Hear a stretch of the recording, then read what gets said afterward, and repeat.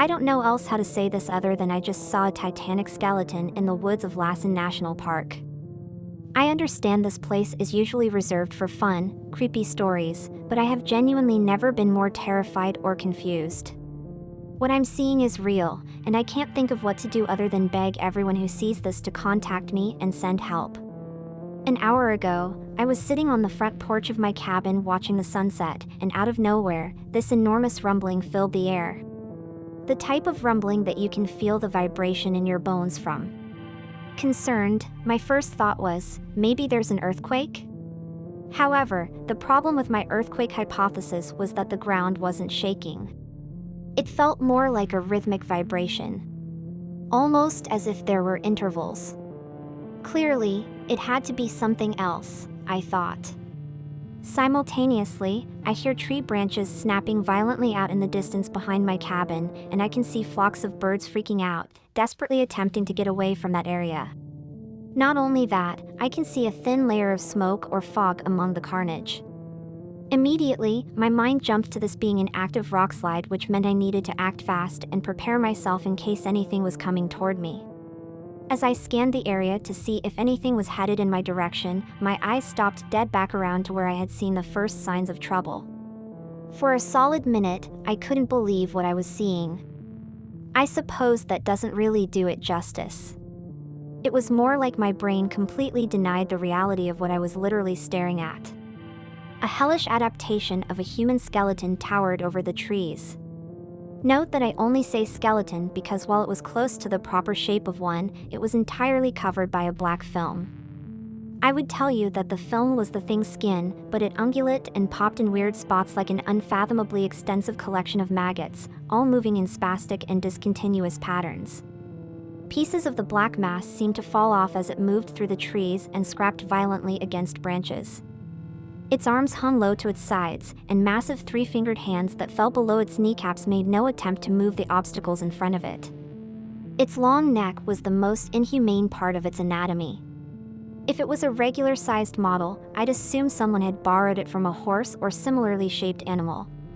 Despite the goofy-looking nature of its neck, I could quickly tell its purpose was to allow the thing a much better range of movement to aid in its search for whatever it was looking for. This was made all the easier by the fact that it emitted two bright beams of light from its eyes that illuminated the woods below it.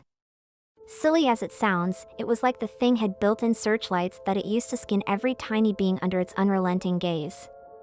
By some miracle, the skeleton was a good enough distance away from me that it either hadn't noticed my presence or didn't care enough to inspect me.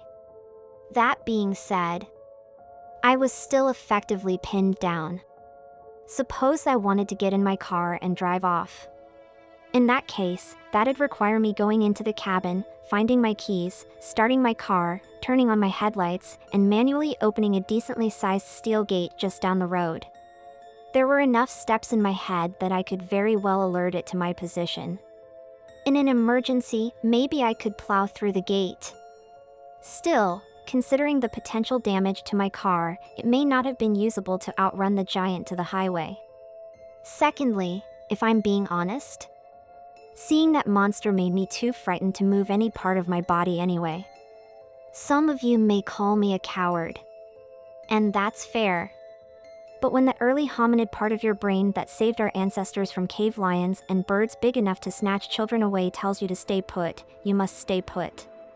Unfortunately, in staying put, I damn near almost lost my hearing when the skeleton opened its mouth and emitted what sounded like a profoundly distorted mule deer call. It searched around a small area for about 10 minutes, calling out at different frequencies. All this before, I shit you not, I sneezed. It stopped in the middle of its call, waited a couple seconds, and briefly switched to what sounded like a child on a loud intercom and said, "Hello?" I felt my heart drop as the twisted puzzle pieces came together. Before I knew it, my hands were glued to my nose and mouth, fearing that the slightest breath would send it over to me in a frenzy. It took a single step in my direction and flashed those demonic eyes over my property. Luckily, the cabin blocked me from that wretched light, but I had clearly piqued its interest. And it was easily tall enough that it would be able to see me on the other side if it got close enough. It took another cautious step towards me and, at a lower frequency, repeated its inhuman question. Hello? At that moment, I knew I had to make a decision. Part of me was convinced there was a good chance that I would die, but that good chance would be a certainty if I didn't act. My only real shot at survival was running into my cabin, finding my keys within a few seconds, and making a mad dash for my car. I'd have to hope that even after smashing through the gate, my car would have just enough left to get me into town. It was a poor gamble. And all in all, I'd be giving up the one safety net I had in allowing it to know exactly where I was. Still, anything had to be better than the thing tiptoeing its way here, seeing me anyway and turning me into a paste in its mego-filled throat. Fighting every urge to run into the woods and hide under a rock, I summoned the mental energy to prepare for what was coming next. Cursing myself in my mind, I slowly and quietly turned towards the door to begin a race for my life. But just as I had done so, I heard a groan in the distance. To my surprise, it sounded like that of an actual mule deer. The skeleton must have picked up on the noise at the same time. Its long neck immediately snapped in the direction of the sound. Its wretched searchlight eyes began flashing rapidly, and, in the sloppy manner of a starving animal, it began to tear through the trees toward the noise as if the prey it was silently stalking just moments ago never even existed. I took the opportunity to bolt back inside my cabin, grab my keys, and hide under my bed with my phone, a rifle, and a pillow to stifle even my most shallow breaths. It's been about an hour since it left, and I haven't heard anything from outside, but I'm too afraid to go out and check. I'm leaving as soon as the sun rises, but for now, I feel as trapped as I did when I was in the open. I made a quick call to 911 to try and explain to them what happened and request that they send as many units as possible out to me immediately. But as expected, they essentially thought I was on drugs and suggested that whatever I saw couldn't hurt me and just sleep it off. Texts to my friends aren't going through because of the shitty service. Trying not to break down from the frustration, I began typing this. At this point, all I can think to do is write up this story detailing my experience and post it online in hopes that my internet miraculously works and that one of you can contact someone who believes me and send help. Or, in case it kills me, keep a final testament to my last few hours on Earth. The least I can do is let the people that care about me know that I didn't go crazy out here or get eaten by a bear. If anyone has any idea what I'm dealing with, please give me the information I'm missing. I'm unsure if there are similar stories around Lassen or if this is a first, but I need to know what's out there if I'm going to survive the night. Here's hoping. Once again, this isn't a joke for your entertainment. I'm not trying to scare anyone or be at the center of some urban legend. I'm just a really scared guy who's desperate for someone to believe him. And I'm begging everyone that reads this, please help me. Maybe You Will Remember is a spooky story about mother and daughter. Can you solve this mystery? What happened to Rosemary's mother? I will tell answer in the end of this story. Mrs. Gibbs and her 16-year-old daughter Rosemary arrived in Paris on a hot morning in July. They had been on a vacation and now were returning home. But Mrs. Gibbs did not feel well. So they decided to rest in Paris for a few days before going on. The city was crowded with tourists. Still, they found a place to stay at a good hotel. They had a lovely room overlooking a park. It had yellow walls, a blue carpet, and white furniture. As soon as they unpacked, Mrs. Gibbs went to bed. She looked so pale that Rosemary asked to have the hotel's doctor examine her. Rosemary did not speak French, but fortunately the doctor spoke English. He took one look at Mrs. Gibbs and said, "Your mother is too sick to travel. Tomorrow I will move her to a hospital, but she needs a certain medicine. If you go to my home for it, it will save time." The doctor said he did not have a telephone right now. Instead, he would give Rosemary a note for his wife. The hotel manager put Rosemary in a taxi and, in French, told the driver how to find the doctor's house. "It will take only a little while," he told her, "and the taxi will bring you back." But as the driver slowly drove up one street and down another, it seemed to take forever. At one point Rosemary was sure they had gone down the same street twice. It took almost as long for the doctor's wife to answer the door, then get the medicine ready. As Rosemary sat on a bench in the empty waiting room, she kept thinking, why can't you hurry? Please hurry. Then she heard a telephone ring somewhere in the house. But the doctor had told her he didn't have a telephone right now. What was going on? They drove back as slowly as they had come, crawling, up one street and down another. Rosemary sat in the back seat filled with dread, her mother's medicine clutched in her hand. Why was everything taking so long? She was sure the taxi driver was going in the wrong direction. Are you going to the right hotel? She asked. He didn't answer. She asked again, but still he didn't reply. When he stopped for a traffic light, she threw open the door and ran from the cab. She stopped a woman on the street. The woman did not speak English, but she knew someone who did. Rosemary was right. They had been driving in the wrong direction. When she finally got back to the hotel, it was early evening. She went up to the desk clerk who had given them their room. "I'm Rosemary Gibbs," she said. "My mother and you're in room 505. May I please have the key?" The clerk looked at her closely. "You must be mistaken," he said. "There is another guest in that room. Are you sure you are in the right hotel?" He turned to help someone else. She waited until he was finished. "You gave us that room yourself when we arrived this morning," she said. "How could you forget?" He stared at her as if she had lost her mind. "You must be mistaken," he said. "I have never seen you before. Are you sure you are in the right hotel?"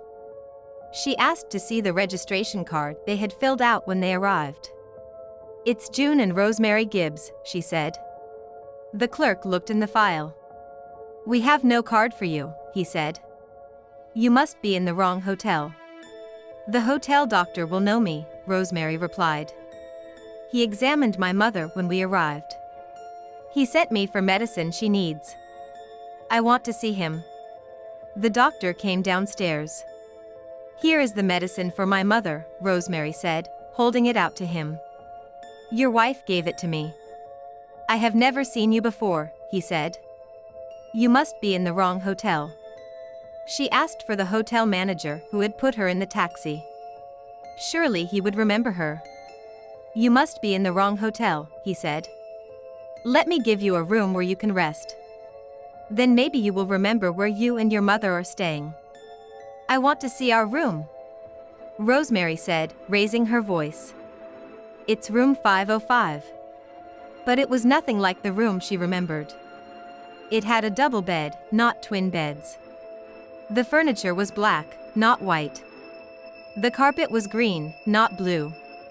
There was someone else's clothing in the closet. The room she knew had vanished. And so had her mother. "This is not the room," she said. "Where is my mother? What have you done with her?" "You are in the wrong hotel," the manager said patiently, as if he were speaking to a young child. Rosemary asked to see the police. "My mother, our things, the room, they have all disappeared," she told them. "Are you sure you are in the right hotel?" they asked. She went to her embassy for help. "Are you sure it is the right hotel?" they asked. Rosemary thought that she was losing her mind. "Why don't you rest here for a while?" they said. "Then maybe you'll remember what happened to Rosemary's mother." When the hotel doctor saw Mrs. Gibbs, he knew at once that she was about to die. She had a form of the plague, a dread disease that killed quickly and caused frightening epidemics. If the word got out that a woman had died of the plague in the heart of Paris, there would be panic. People in the hotel and elsewhere would rush to escape. The doctor knew what the hotel's owners expected. He was to keep the case a secret. Otherwise, they would lose lots of money. To get Rosemary out of the way, the doctor sent her to the other side of Paris for some worthless medicine. As he expected, Mrs. Gibbs died soon after she left. Her body was smuggled out of the hotel to a cemetery, where it was buried. A team of workmen quickly repainted the room and replaced everything in it. The desk clerks were ordered to tell Rosemary that she was in the wrong hotel. When she insisted on seeing her room, it had become a different place, and, of course, her mother had vanished. All those involved were warned that they would lose their jobs if they gave away the secret. To avoid panic in the city, the police and the newspapers agreed to say nothing of the death. No police reports were filed, no news stories appeared. It was as if Rosemary's mother and her room had never existed. The Dead Hand is a scary story about one small village with spooky swamp and one brave man. The village huddled on the edge of a vast swamp. As far as one could see, there were soggy meadows, holes filled with black water, and glistening sheets of wet, spongy peat. Skeletons of giant trees snags, the people called them toes up out of the muck, their dead branches reaching out like long, twisted arms. During the day, the men in the village cut the peat and hauled it home to dry and sell for fuel. But when the sun went down and the wind, sighing and moaning, came in from the sea, the men were quick to leave. Strange creatures took over the swamp at night, and some even came into the village, that's what everyone said. People were so afraid, they would not go out alone after dark. Young Tom Patterson was the only person in the village who did not believe in these creatures. On his way home from work, he'd whisper to his friends, "There's one," and they would jump and run. And Tom would laugh and laugh. Finally, some of his friends tuned on him. "If you know so much," they said, "go back into the swamp some night and see what comes of it." "I will do it," said Tom. "I work out there every day. Not once have I ever seen anything to frighten me. Why should it be different at night? Tomorrow night I'll take my lantern and walk out to the willow snag. If I get scared and ton, I'll never make fun of you again." The next night the men went to Tom Patterson's house to see him on his way. Thick clouds covered the moon. It was the blackest of nights. When they arrived, Tom's mother was pleading with him not to go. "I willy be all right," he said. "There's nothing to be afraid of. Don't be foolish like the rest." He took his lantern and, singing to himself, headed down the spongy path toward the willow snag. Some of the young men wondered if Tom wasn't right. Maybe they were afraid of things that did not exist. A few decided to follow him and see for themselves, but they stayed far behind in case he ran into trouble. They were sure they saw dark shapes moving about. But Tom's lantern kept bobbing up and down, and Tom's songs kept floating back to them, and nothing happened. Finally, they caught sight of the willow snag. There was Tom standing in a circle of light, looking this way and that. All of a sudden the wind blew out his lantern, and Tom stopped singing. The men stood stock still in the blackness, waiting for something awful to happen. The clouds shifted and the moon came out. There was Tom again. Only now he had his back pushed up against the willow snag, and he had his arms out in front of him, as if he were fighting something off. From where the men stood, it looked like dark shapes were swirling in around him. Then the clouds covered the moon again. Once more it was as black as pitch. When the moon came out again, Tom was hanging on to the willow snag with one arm. His other arm was stretched out in front of him, as if something was pulling it. It looked to the meanest if a rotting, moldy hand with no arm, a dead hand, had grabbed Tom's hand. With one final wrench, whatever had hold of Tom jerked him into the muck. That's what the men said. When the clouds blotted out the moon once more, the men turned and ran through the blackness toward the village. Again and again they lost the path and fell into the muck and water holes. In the end they crawled back on their hands and knees. But Tom Patterson was not with them. In the morning the people searched everywhere for Tom. Finally they gave him up for lost. A few weeks later, toward evening, the villagers heard Akery. It was Tom's mother. She was rushing down the path from the swamp, shouting and waving. When she was sure the villagers had spotted her, she turned and ran back. Off they went after her. They found young Tom Patterson by the willow snag, groaning and gibbering as if he had lost his mind. He kept pointing with one hand at something only he could see. Where his other hand should have been, there was nothing but a ragged stump oozing blood. The hand had been ripped clean off. Everybody said it was the dead hand that had done it. But nobody really knows. Nobody will ever know except Tom Patterson. And he never spoke another word again. The Wolf Girl is a spooky story about one couple and their baby. Travel northwest into the desert from Del Rio, Texas, and eventually you will come to Devil's River. In the 1830s, a trapper named John Dent and his wife Molly settled where Dry Creek runs into Devil's River. Dent was after beaver, which were plentiful there.